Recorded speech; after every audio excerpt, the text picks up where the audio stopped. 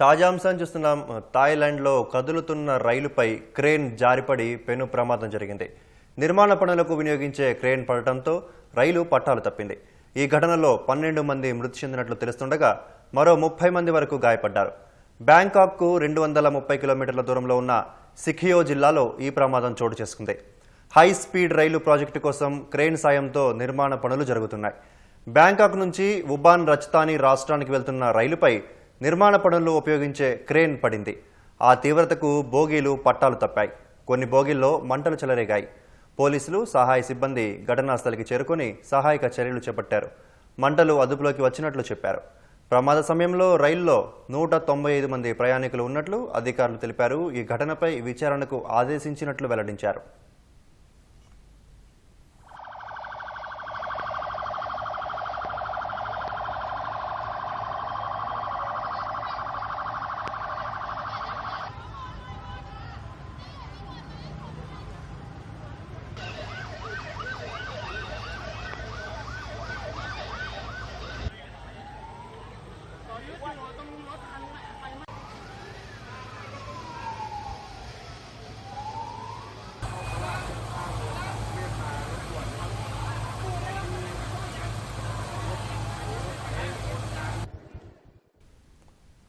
థాయిలాండ్లో కదులుతున్న రైలుపై క్రేన్ జారిపడి పెను ప్రమాదం జరిగింది.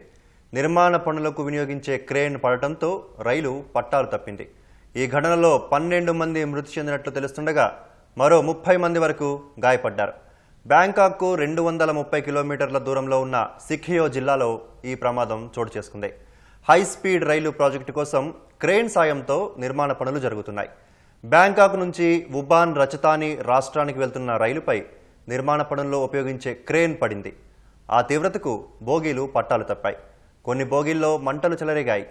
పోలీసులు, సహాయ సిబ్బంది ఘటనా స్థలికి చేరుకుని సహాయక చర్యలు చేపట్టారు. మంటలు అదుపులోకి వచ్చినట్లు చెప్పారు. ఈ ప్రమాద సమయంలో రైలులో 195 మంది ప్రయాణికులు ఉన్నట్లు అధికారులు తెలిపారు. ఘటనపై విచారణకు ఆదేశించినట్లు వెల్లడించారు.